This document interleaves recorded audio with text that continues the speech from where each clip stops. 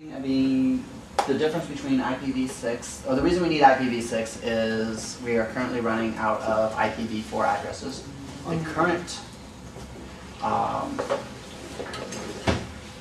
schedule is that we will be out by February of IPv4 addresses. I'm sure there's going to be some last-ditch effort to have like HP give back half of their blocks and IBM give back half of their blocks and stuff like that, so we'll keep going, but eventually we're running out of IP addresses. We're down to 2% in the pool. So IPv6 is supposed to extend this. It's, instead of being 32 bits, it's 64 or 128 bits. So it's 4 times as big as an IPv4 address. There are currently 3 types of IPv6 addresses. There's unicast, which is normal, everyday IP addresses talking to one another. It's one-to-one. There's multicast, which is one-to-many. Multicast in IPv4 was optional, and IPv6 is required. IPv4 had the concept of broadcasts. There are no such thing as broadcasts anymore in IPv6. If you want to do a broadcast, you do a multicast, and you pick what machines you want to multicast to. Anycast is kind of interesting. Anycast is one to nearest. What that means is that it'll auto-send the request to the nearest device in the network. Single device or group? Single group of nearest devices? So it's a group of devices. So the first one that responds is the one who gets it. So the way you configure this is like you say, okay, I have 5 boxes. All those 5 boxes currently have the same anycast address. And then when you say, oh, send to this address, it gets sent to all 5 of those devices, and the one who responds the fastest is the one who gets it. So is it like bonjour built into IP stack? Yeah. Or is it used for load balancing? It's primarily used for switches. Okay. So they can find which one to route and auto-negotiate the best route to the internet and the eventual endpoint. But right now, Anycast is pretty much only supported on switches. So if you try to do this on Windows or Linux, you're going to get not allowed. So the differences between IPv4 and IPv6 is 128 bits versus 32 bits, so it's 4 times bigger. So what they did is they decided they were not going to use the IPv4 header format on wire format to be exactly the same. So it's a little bit different. Basically, they simplified it. They removed a whole bunch of options. They removed a whole bunch of esoteric things that are in there. The end result is that a IPv6 address without options is basically the same thing as an IPv4 with options, the same size. If you have options, no options on either one of them, then it's only twice as big instead of being 4 times as big, or potentially even bigger, depending on how many IP addresses are in the packet. So basically, it's not adding that much more on the wire. That was a big concern, is that, oh, all these addresses are 4 times bigger, so now you have a 2 and you have destination. It's now 8 times bigger than what it would have been on the wire. So you do have ICMP version 6 and you have DHCP version 6. So one of the benefits of ICMP version 6 is you have neighbor discovery. You just put 2 switches in the network, you put your devices on them, they will auto-detect, oh, there's another guy over here, here's my uplink, and the nodes will auto-detect all the machines next to it, and it will also auto-configure. Whenever you set up IPv6 on Windows and on Linux and any device, it will auto-get an IP address. If it can't find one from network discovery, from its neighbor discovery, it will go ahead and pick one, and then any devices that connect to it will pick the same range of IP addresses. So no fixed addresses anymore at all. Is that true? So there are fixed addresses, but I'll get to that in the next couple of slides.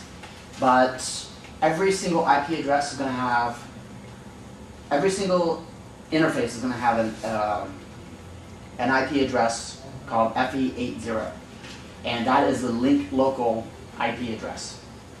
The days of having one IP address per interface is over. You're now going to have at minimum 2 IP addresses per interface. Another difference is IPsec on IPv4 was optional. It's now required. So you can guarantee communication privately between 2 endpoints. So addressing. The 128 bits is currently split into 8 octets.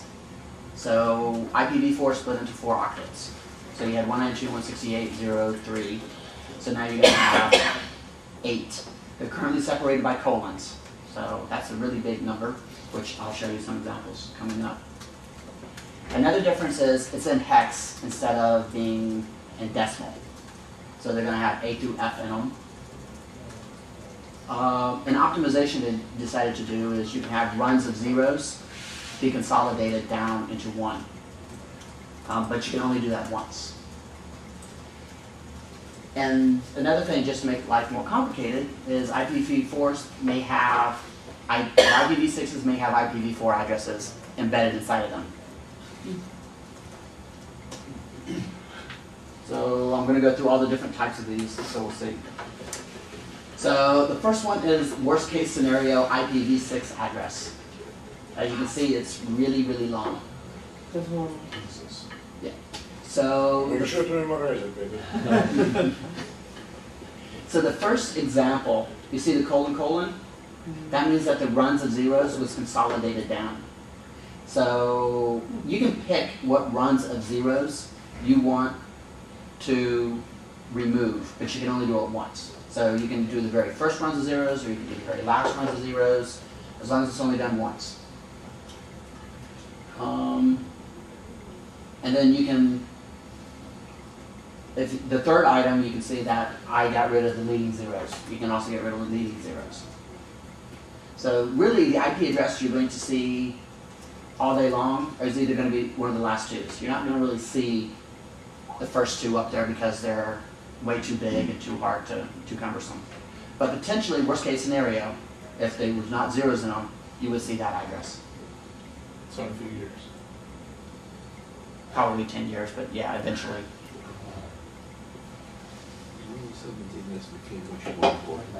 Yes, so DNS is a lot more important. So if you're using IPv6 addresses in URIs or URLs, SIP addresses, you can't specify a colon address anymore because how do you know it's separated for the IPv6 or it's the port number? It could just be another number on there. So, because the colon specifies that you had to run zeros. It doesn't say how many runs of zeros you had. So if we were to get rid of the brackets there, you wouldn't know that the colon 80 is not the end of an IP address or not. So the solution to this is you wrap the IPv6 address in brackets and you append colon the port number. So I got an example of an HTTP address and a SIP address, how you would do that. So like in our SIP phone, you would just enter the bottom one to make a call to your Vox. So some common, so localhost is always 127.0.0.1. In IPv6, that's ::1. So it's very nice. It's even shorter than easy to use. Any, which is also used to list them on IP addresses and whatnot, is now ::. So those are the equivalent. You would typically edit Etsy hosts and put in ::1 as another value for localhost. So in IPv4, you have the concept of net masks. So net masks, you had 255.255.255.0 or 255.255.0.0. Along the last 5 years or so, they came up with another way of doing this called prefix length. Basically, instead of saying 255.255.255.0, you say /24. And that means that the first most significant 24 bits are ones, and everything after that is zeros. So those are the different prefixes. IPv6 doesn't have net masks, because it would be really long number. So they are only doing prefix lengths. So it'll be typical to see addresses like this, where you specify how many significant bits are relevant for it. So basically a prefix length is the net mask. It's just presented a different way. So SC00::, is a prefix. That's just saying that the first 8 bits are most significant. 2002, first 3 bits are most significant, so that last 2 really doesn't mean anything in that particular example. It can be anywhere from 1 all the way up to 128. So localhost is : 1/128. And localhost in IPv6 is : 1/128. Technically in IPv4, 127.0.0.1 is localhost, but so is 127.0.0.2, 127.0.0.3, 127.0.0.5. A lot of people don't know that because net mask is really 255.255.255.0. So you can ping on your computer right now 127.0.0.8 and it will work. That's another big difference between it. There's only one loopback adapter on IPv6. So prefix types. There's a whole bunch of different kinds of IPv6 addresses. So what they're doing is they're saying, okay, if it starts with this number, then it's this kind of address. The first one we're going to get into is linked local addresses. So linked local are the ones that you're automatically assigned no matter what. You can't control it. It's defined either by the OS or by the switch that you're connected to, or by the switch it's connected to, and it propagated down either way. We don't expect too many people to be using linked local addresses because they're only basically a subnet. You can only talk to other people on the same link that you're on. So if you have a switch with 20 ports, you can talk to 20 other guys, and that's it. Every single interface on your computer will have an address, will have the link. Now, since these addresses are defined by random, random's a big word. It's really, there's a RFC that says how they're made, right? But every single interface may come up with exactly the same IP address. So it's possible on your computer to have 2 IP addresses on 2 different interfaces that are exactly the same, FE80, whatever. So when we're programming and we're trying to figure out what interface we go on, how do you do that when you have 2 IP addresses that are exactly the same, or at least on the same subnet? And that is where we get into the concept of scope IDs. These are probably the hardest IPv6 addresses to understand because of the scope IDs. So a scope ID only applies to non-global IPs. So link locals, you can apply them to site local if you wanted to. You can apply them to some of the other types that we have. They are only valid for the machine making the request because basically the scope ID is what interface I'm talking out on. So it's saying, I'm using this IP address on this interface. So you always got to specify it if you have more than one. If you only have one, then you don't have to specify the scope ID. They're in URLs, they are prefixed with percents. So like HTTP, yeah. So you can have the address, so you can put the %2 in there. That means use %2, use the second interface. This is a Windows example. It's actually interesting. If you have config on your Mac, it's got the scoping stuff for all of your interfaces. So you'll see like your IPv6 address %EM1 or %FC0. You like that? Ooh, that's hard to see. Yeah. Yeah. Yeah, percent of unit. Yep. So on Mac and Linux, the percent signs are your actual device name. So it'll be %ENC or EF0. On Windows, it's actually the real number. So if you notice on here, you have the %VNC0, which is actually scope ID 7. On Windows, they got rid of putting the percent, so you would put %7. So it's a little bit different on Windows than it is on Linux and Mac. Let me ask you this. Are the FE80 addresses relevant to us at all, given that they're limited by switch, or should we just rule them out when we bring up IP stack in our products? So we can do that too. They are really, they're used for intercommunication, right? For neighbor discovery, trying to find who's next to you, trying to find who's nearest to you, stuff like that. I don't envision us actually ever using FE80 addresses to route calls, to route traffic and do any of that. Basically, it's to always have an IP address on an interface instead of nothing. Right, so it's kind of like 169. It's like 169.254, which is the Right. no IP address. But every single interface is going to have an FE80. Right. But even when we're within our own network, within the data center, those addresses are unusable because we may have more than one switch. Correct. You just need to be aware that when you want to ping somebody with an FE80 address, you got to specify what interface you want to go out on. So you got to do the %3 in the URL, and then the application will extract that out and put in the appropriate scope ID and populate it. So there's another one called site local, FEC0. Now, at this point, we would start adding IP addresses. So none of these are auto on here. So now, if we add a site local address, FEC0, it's basically equivalent to 192.168 or 172.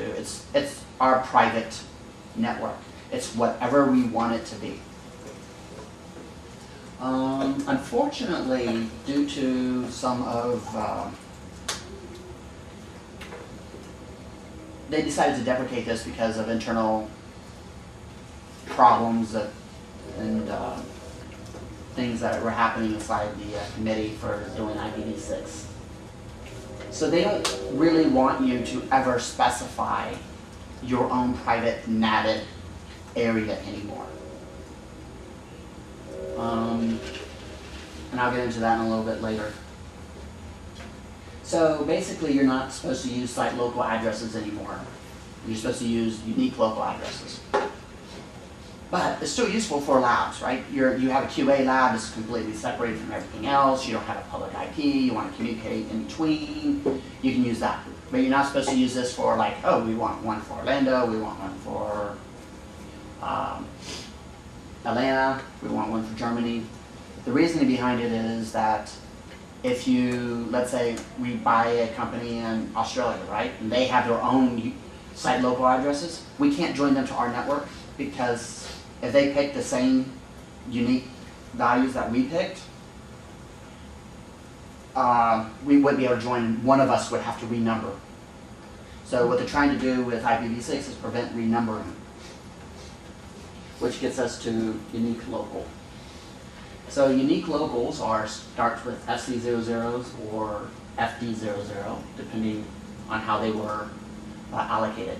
So FC00 is by a central allocation authority. So you go out to a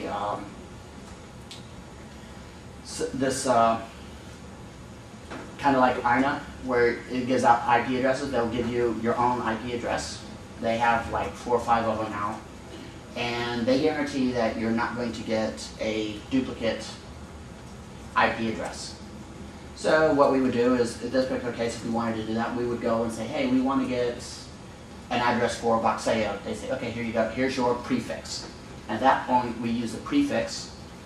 A prefix is only 48 bits in this particular. So we have 8 bits for what type it is, unique local. And then we have 48 bits for, that's assigned to Voxeo. And then that leaves all the other bits for us to define how we want to define them. So we would say, okay, the first 30 bits are our data centers, and then the last 60 bits are the machines within the data center. But it's up to us to distinguish how we want to separate the block out. We basically get a 80-bit block, and we can do with it as we please. FD00 is a random assigned RFC, or random assigned address via this RFC. So the theory behind this is, okay, we don't really need to have a central authority. The chances that 2 people are going to have conflicting 48-bit addresses are very, very slim. So if you don't want to go to the central authority and get a prefix from them, then you can get a prefix from this RFC, and you just pick a random number. The idea is that any one company would get 1, right? We have 80 bits to do with as we please. So it's not expected that any one company will have more than 1 of these, except maybe by merging or whatnot. So they don't want you to reuse them. They don't want you to say, oh, give me another one, give me another one, give me another one, give me another one.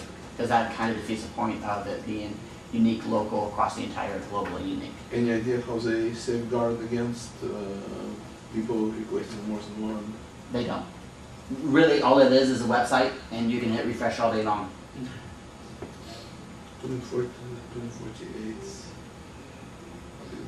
But it's 48 bits, right? So that's quite the chances that you're going to get. And it takes the date and time involved, and the IP address you're going from. Denial of service attack? Or So, these numbers, FC and FDs, are not supposed to be routable. So it's up to us to block them at the edge switch where they don't get onto the internet. It's okay to put them in your DNS servers, and it's okay to put them in other places that may be used externally, but they're not globally routable. They are literally not in the route tables. I went and got us a number. That's our number. So theoretically, if we were to use this number, every single one of our IP addresses would start with that prefix. And then we would maybe have the next 4 bits be the data center, and then the next 4 bits be the resource type and whatnot. But that's up to however you want to do it. And again, these are if we want to be separated from a global IP address. The idea behind IPv6 is that you no longer are natted. You don't sit behind a different subnet. So every single address is global. So the theory is that every single machine in our network would have a global IPv6 address. And basically we would go to INA and say, hey, I want an IP address. Again, they would dole out a 2000 range address to us. And at that point, we again have 80 bits to define how we want to define. Since it's a global, we actually don't have 80. We actually have like 30 of them are subnet ID, and then the rest of it we can define. So we lose a little bit there, but we still get more than 32 bits worth of bits to be able to define how we want to in a global address. You can also tunnel IPv6 addresses over IPv4. There are currently 2 ways of doing this. You can either do 6 to 4, which requires that both endpoints have an IPv4 address. And then what will happen is it'll take the IPv6, encapsulate it, send it over the public internet via IPv4, the other guy to get it, unwrap it, and you now are talking IPv6, even though all the endpoints in between you may only be IPv4. Problem with that is it has to be a public IP, right? If you're behind a NAT, you're behind a firewall, and your IP address isn't publicly accessible, it doesn't work. So they came out with another one called Torito, which encapsulates IPv6 packets and IPv4 UDP packets. Again, those prefixes start with different ones. So a 64 address is always going to start with 2002. A Torito is always going to be a 2001. So if you ever see those addresses, you know your timeline. IPv4 mapped. So how this works is, from an application's point of view, there's two ways we could actually work with IPv6. We can listen on IPv4 and we can listen on IPv6. And so we have two services, two separate services running on two separate ports, and one doesn't talk to the other. So you get something in on IPv6 and he can't talk to IPv4. The IPv4 can't talk to the IPv6, but you can talk to IPv4 clients and you can talk to IPv6 clients. So that's one way. The other way is, which is what IPv4 mapped addresses are, is that you only listen on IPv6, and the OS, when it gets an IPv4 address, will tunnel it over to you on your IPv6 socket. So you only ever know you're talking IPv6 from an application's point of view. You don't know it's IPv4, you don't really know it's IPv6 unless you ask. But to you, it's irrelevant, right? You want to do something, you send it out. You say, oh yeah, it's here, send out to F:/FFFF 192.168.3.1, and it'll go out to that IP address automatically, even though you sent it on an IPv6 socket. It will automatically get tunneled back over to the IPv4 and go out IPv4. Where it becomes a matter to us is like when we have text-based protocols where we have to put an address inside the packet like SIP. So like for the contact, you want to make sure you don't put in ::FFFF. You want to strip that out and only put in that it's an IPv4 address. And then you send it out via the ::FF interface. There are some security concerns with servers running dual stack. So it used to be that, oh yeah, this is the way it was, it makes porting easy, right? You just, oh yeah, you just change this value, and boom, you automatically magically work with IPv6. The problem with that is, since you don't really know you're talking IPv4 or you're talking IPv6, what can happen is you may be able to bypass some of your security rules. For example, let's say you have a ACL that does not allow traffic from 10.0.0.0. If they come in via the MAC address, they're going to be coming in as ::FFFF 10.0.0.0. So unless you have a rule that blocks that also, or strips it and makes it back down to a real IPv4 address, you're going to bypass that rule. So they're saying unless you really know what you're doing, you shouldn't be using dual stack servers. Any questions at this point on anything I've gone through so far? You gonna post these slides somewhere? Yeah. Okay, so that's the primary types of IPv4 addresses. Mobile IPv6 is a little bit. The primary reason I'm going to mobile IPv6 is because I wanted to explain to you why they don't want you to use private networks and whatnot. So the whole point of this is that you'll be able to take your phone, it'll have its own IPv6 address, and you can walk from building to building to building, from country to country, and your phone will just still work even while you're on a call. So it'll move from carrier to carrier to carrier, right? So you know your phone, you're sometimes on AT&T and you roam over to Sprint, which can handle AT&T's services in that area. But right now, you lose a call, you can redial and just call them up and you get charged roaming charges. So the primary reason for that is that you want to be able to move from one network to another network. So what they're doing is by having all these addresses and you're not behind a NAT, is they're going to have home addresses. So basically it says, oh, my home address is this network over here. And as you're moving from network to network to network, it sends back a request saying, I'm now on this network. It says, okay, fine, and it tunnels it back to you. So requests don't actually go to you directly unless it can, unless you're on your home network. But everything will be tunneled back through to your home address, and then it'll tunnel you to whatever device is now registered as on the new network. So if everyone was behind a NAT and everyone was 172.16.3, then that would be very hard to tunnel and very hard to get into all these other networks. But with everybody being a unique network and there's no conflicts between network subnets, you're able to move from network to network to network.